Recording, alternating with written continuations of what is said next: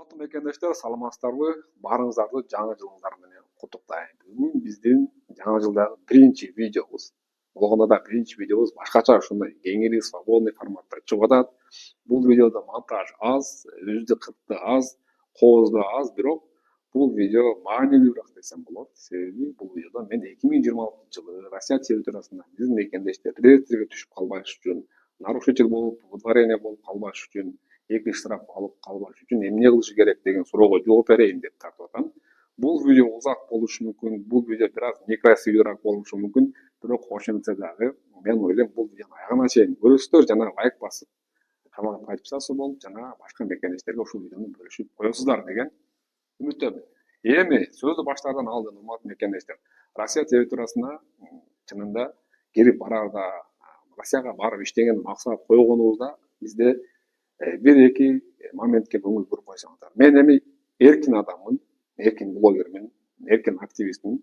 Мен посольстводо иштебейм, мен бир уюмда иштебейм, же бир юридический фирманын жүртөк жана блогер эмесмин, клиент жеткирип бере турган. Мен ушул элди бириктире турган ушундай аянтча түзгөн 3 жыл мурун жана ошол аянтчаны жетектеп иш алып барган эркин блогер адаммын да. Ошондуктан мен более свободныйраак сүйлөй алам. Жана башкалар айтпаган нерсени дагы мен айта алам. Эми мындай максат койгонубузда Россияга барганда биз чу дегенде эле бир нерсени эске алып коюшубуз керек. Россия территориясында мындан ары мыйзам, политика негизи биздин мигранттарга болгон мамиле өзгөрөт, башкача болот мурункудан. Бизге жесткийраак мамиле кыла баштайт. Биздин биринчи кезекте жүрүм турумубузду алар карашат. Ошондуктан Россияда орустарды жек көрсөңөр же динге катуу берилип, эркин ушундай мусулманчылыкты, исламды проповедовать кылам десеңиздер, мен ойлойм Россияга барышынын кереги жок. Себеби Россия территориясында чынын айтсам андай адамдарды жактырышпай жатат. Жанагы бир эле далил менен сөзүмө русский марш, русский мир деген бир уюмдар чыгып, анан алар эң кызык жери орус жарандары тарабынан, жөнөкөй атуулдар тарабынан өтө катуу колдоого алынып кеткен да. Бул уюмдардын чыкканы мүмкүн саясий болушу мүмкүн. Мүмкүн атайын бир эки политик чыгарып коюшу мүмкүн. Бирок эл тарабынан колдоп кетип жатканы бул көп нерседен кабар берет мекендештер. Ошондуктан Россия территориясына барганда биз сивилдүү болгонго аракет кылышыбыз керек. Мүмкүн болушунча сивилдүү законду билген, өзүн жакшы алып жүргөн, маданий алып жүргөн чет элдик жаран катары өзүбүздү көрсөтүшүбүз керек. Мына ушул нерсе мыйзамдан биринчи турган биздин жүрүм турумубуз мекендештер. Эми мыйзамга келе турган болсок, баарыңыздар билесиздер, баарыбыз билебиз. Мына 2025-жылдан баштап Путин концепция кабыл алды. Эми концепция деген эмне? Концепцияны качан кабыл алат? Концепцияны Владимир Владимирович Путин мындай өзгөрткөндө кабыл алат. Бир нерсеге өзгөртүү киргизип жатканда кабыл алышат да. То есть мурдагыдай болбойт деген нерсе да булчу. Алар эмнеге көңүл бурушат? Биздин билимибизге көңүл бурушат. Жана биз эгер билимдүү болсок, жөн эле бизге регистрация миграционный учет берип койбостон, бизге керек болсо ВНЖ, анан ЭЛУ берүүгө дагы даяр экенин Владимир Владимирович Путин өз сөзүндө билдирди. Ошондой эле концепцияда жазылгандай, биздин мекендештердин арасынан Украинага согушка кеткен дагы контракт түзгөнгө дагы мындай тартып алган кызыктар. Кимде-ким согушка колдой турган болсо, анда ал биздин атуулдарга гражданство бергенге даяр. Анан бизден жанагы кара жумушчу күчтү керек жок дегендей мамиле болуп жатат Россиядачы. Ошол. Эми законго келе турган болсок, 2025-жылы эки бир олуттуу өзгөрүү болду десек болот, чоң өзгөрүү. Анын бирөөсү бул Амила приложениясы болду эксперимент катары, андан кийин RUID. Көпчүлүк RUIDге көңүл бурбай жатат. RUID бул жанагы өтө катуу ажиотаж болду 30-июндан кийин. Биздин посольствого билдирүү таратып, жана биздин башка диаспора билдирүү таратып, ошол RUIDнин кереги жок деп койду. RUID эгер ким эстей албай жаткан болсо эстетип коеюн. Бул Россияга кирип бара жатканда биз приложение аркылуу Россияга кирүүгө заявка таштайбыз. Алар уруксат бергенден кийин гана биз билет алып, андан кийин Россия территориясына кирип бара алабыз. дегенде эреже болду. Бирок ал эреже эксперимент азыр жүрүп жатат. Бирок биздин кыргызстандык атуулар тарабынан андай нерсе өтө катуу талап коюлган жок. Эмне экенин мен түшүнбөй жатам, бирок эксперимент 30-июнда 2026 жылы аяктайт. Аягына чыгат. Андан кийин ал эксперимент кайра ушуна кириши мүмкүн. Демек 2026 жылы биз июндарда ошол райжы боюнча окончательный решение алабыз. Менин оюмча бул иши болбой калган жакшы эле, бизге жеңилирээк болот. Негизи оңой эле ал делечи. Бирок технологичный болгон үчүн биздин көптөгөн мекендештер эми анча түшүнүшпөйт экен. Ал анча кабыл алынбады, ишке ашыш дагы оорураак болот да. Бирок күчкө салып ишке ашырышы дагы мүмкүн. Эми биздин мигрант, биздин мекендеш кыргызстандык Россияга иштейм деп барды, билет алды. Границадан түшкөндөн кийин миграционный картаны толтуруп жатканда сөзсүз түрдө аты жөнүңүздөрдү, паспортный данный номерлерди, серияларды карайбыз. Андан кийин селвизаны карайбыз. Эмнени отметка кылды. Бул да өтө маанилүү нерсе. Көп жерде туризмди белгилеп коюп атат. Адашып белгилейт, кээ бири атайын белгилейби түшүнүксүз. Бирок бош издеп, анан башка работа дебесем башка эмнелерди тандап койгончулар катталып атат. Ошондуктан бардык мекендештер эмне кылабыз? Окуйбуз дагы шашпастан, сиздер эч ким шаштырганга акысы жок ал жерде. Эч ким аркаңардан түрткүлөбөйт. Карап, тамгалап бурса да окуп, баары туура болсо анан кол койуңуздар. Россияга барганыңыздардан кийин эми бул Амина приложениясы. Амина приложениясы эгер кимде красный карточкасы бар болсо, даже если срок өтүп кетсе деле, Сахарага барганда 1,5 жыл 2 жыл болуп кетсе деле, красный карточка колуңуздарда болсо, силер Аминага регистрация боло аласыздар, каттала аласыздар. Анан кызыл карточка жок боло турган болсо, биз эмне кылабыз деген суроолор мага келип атат да аябай көп. Кызыл карточкаңар жок боло турган болсо, сиздер Сахарага барасыздар дагы, Сахарадан ошол жерге барып, кимисине бирөөсүнө учурайсыңар, окошкасына башка жерге барып учурап айтасыздар. Мен ушул Аминага катталганы келдим деп айткыла. Мен обследованиядан өттүм эмес, Аминага катталганы келдим. Мен каяка барышым керек деп ошол суроо бересиздер. Ал сиздерге или Аминаны өткөрүп берип установка кылат, же болбосо медобследованиядан өтүп кел деп дальше жиберишет сиздерди. Мына ушундай. Ушундай закондо деле эрежелерде жазылган. Эгер жаңы баргандан кийин кызыл карточкасы жоктор Сахарадан Аминаны өткөрүшөт деген эреже бар мекендештер. Биринчи бир барган мекендештер ушуну билип алган.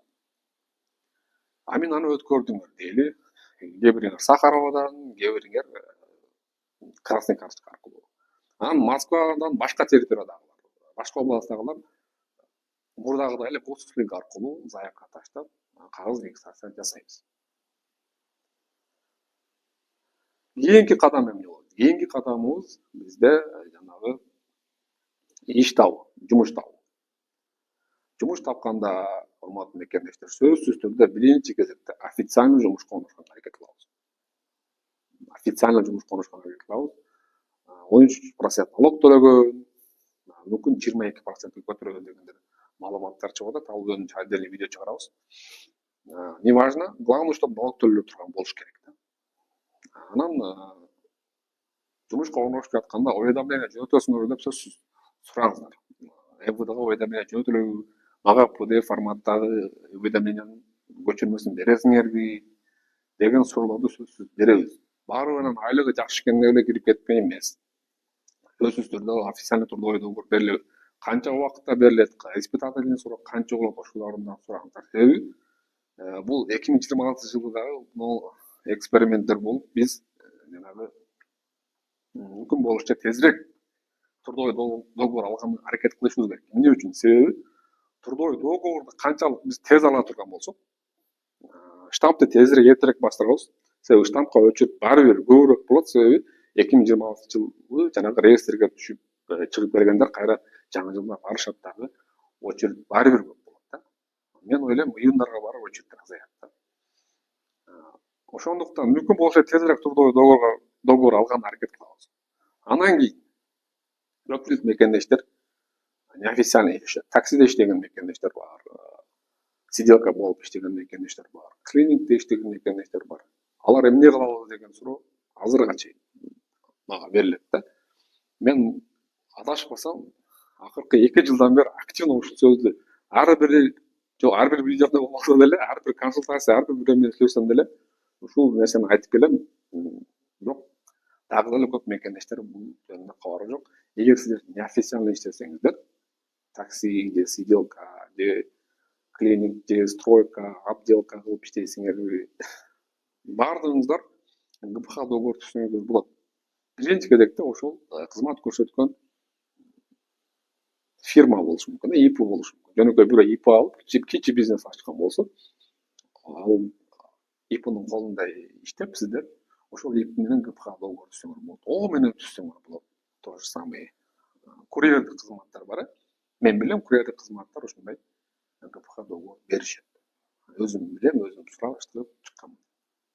Жана ошондой эле Wildberries'te жанагы өзүнчө Wildberries иштеткендер эмес, сатып же берки складта иштегендер складдарында ГПХ договор беришет. Единственное, сиздер кадр менен тактап сүйлөп эле ошол договорду сиздер официально бересиздерби, уведомление берилеби, берилбейби деген моментти эле тактап алыңыздар. Андан кийин налог маселесин да тактап алыңыздар.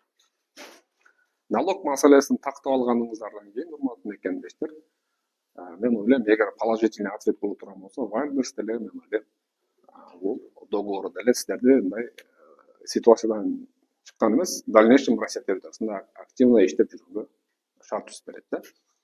Андан кийин дагы бир вариант, эгер көп мекендештер бирөөнүн үйүндө домработник болуп иштейт. Жөн элечи, физлицонун колунда. Жана физлицонун колунда кызмат көрсөтүп, сиделка кызматтарын көрсөткөндөр бар да. Алар деле ГПХ договор түзүп алат физлицо менен.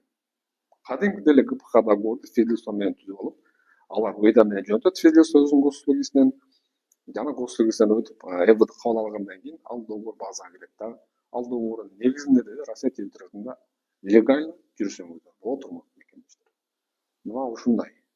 Договорду алдыңыздар деле, кимдир ГПХ алды, кимдир официальный трудовой алды. Эми дагы бир нерсени айтып кетейин, ГПХга караганда официальный трудовой договор жакшы. Ошого аракет кылгыла. Анан такыр эле иш чын оор болушу мүмкүн 12 саат. Силерге такыр ден соолугуңарга туура келбей калышы мүмкүн. Жашы өтүп калган эжекелер бар. Көпчүлүгү ошол сиделка кызматтарын көрсөтүшөт да. Ал учурда ошол КПХ договорду биринчи ошол жумушка конош эмес, эми келишим түзүп жатканда иш берүүчү менен сиделка болуп КПХ договорду сөзсүз айтыңыздар. КПХ договор бербейм дей турган болсо, анда кечирип кой, мен башка жумуш кылайын деп башка сиделка карап алам. Силерге не стоит да, мисалы канчалык айлык кымбат болсо, канчалык условия жакшы болсо деле, силерге КПХ договор бербей турган болсо, ал адамдарга кызмат көрсөтпөйм деп эле айткыла. Биз ошол нерсеге өтүшүбүз керек. Россия территориясында мыйзамдуу жүрүш үчүн. Сиздердин реестрге түшүп, выдворение болуп кеткениңерге не стоит да алардын айлыгычы. Кийин Россияга 5 жыл келбей калсаңар, ошол силерге керекпи? Ошондуктан не только сиделка, домработник болуп, садовник болуп иштеген мекендештер деле дал ушундай аракет кылыңыздар. Клиникте иштегендер бар. Көп жылдан бери үйлөрдү убакка кылып жүргөн, биздин тааныш болуп калган, бир туугандай болуп калган биздин мекендештер мага чыгышат. Көпчүлүгүнө мен КПХ түзүп бердим. Баса бизде ошол КПХ түзүп берүү кызматы бар. Астында телефондор турат. Эгер сиздерде ушундай клиентиңер бар болсо, түшүнбөй жаткан болсо, мен өзүм сүйлөшүп, түшүндүрүп, айтып, анан КПХ түзүп бергенге даярмын. Төмөндөгү номерге чыксаңыздар, биздин кызмат бар. Кызмат, конечно, акылуу, биз акылды алабыз. Бекер эмес. Андан кийин сиздер договор алдыңыздар дейли. Договор алгандан кийин ошол миграционный центрге, миграционный центрден ФМСге, районный территориальный да, ОВМ да азыр айтылып калды. Госуслуг аркылуу кезекке турабыз дагы, ал жерге барабыз. ФМСке барганда эске алчу нерселер. Негизи заявление менен барганыңар жакшы болот. Мисалы үчүн ишканадан ходатайство алып көтөрүп алып барсаңар идеально болот, жакшы болот. ГПХ менен иштегендер жанагы иш берүүчү ошол иш берүүчүбүз берген ошол заявление менен барсаңар да болот ошонун заявлениясын алып алып, катарды айтып атат, андан алып алып деле барсаңар болот. Бул вполне законно үчүнчү. Анан кээ бир жерде азыр ходатайствону сурабагандар деле бар да. Ошондуктан мен айтпайм прямо обязательно көтөрүп барыңар деп. Себеби көтөрүп барбай эле өтүп кеткендер бар да. Ошондуктан урматтуу мекендештер, бул жагы по желанию кайсыл документтер керек алып барганга? Сөзсүз түрдө Сахарованын документтери керек. Көп жерде алиги справкалардан бери, результат анализдерден бери сурайт экен. Кээ бир жерде сурабайт. Бирок алып ала бергиле, зыяны жок. Жашыл карточка, кызыл карточка. Паспорт, перевод паспорт сөзсүз түрдө алып алга. Миграционный картанын копиясы жана башка там институттарды деле алып ала бергиле барыңчы. Жанагы алып алгыла дагы штамп бастырган барасыздар. Барганыңыздардан кийин ошол жерде заявление өзүңөр толтурасыңар же бересиңер, же өзүлөрү толтуруп деле таштап кое беришет. Главное ошол жерде силер штамп бастырып эле алган болсоңуздар, бул сиздердин жеңишиңиздер болот. Бул сиздердин Россия территориясындагы кирип баргандан кийин бир жыл жүргөнгө уруксат алуучу эң главный документ ошол миграционный картанын аркасынан басылып турган штамп болот да. Мен ойлойм бул эрежелерди аткаруу оңой, өтө кыйын эмес. Болгону биз мен азыр жогоруда айтып кеткен этаптарды законный түрдө сактап, ушул этаптарды законно өтүшүбүз керек. Ошол нерсенин баарын аткарышыбыз керек. Ал нерселерди аткарбасак, албетте бизди реестр күтүп турат. Реестрден кийин выдворение күтүп турушу дагы толук мүмкүн.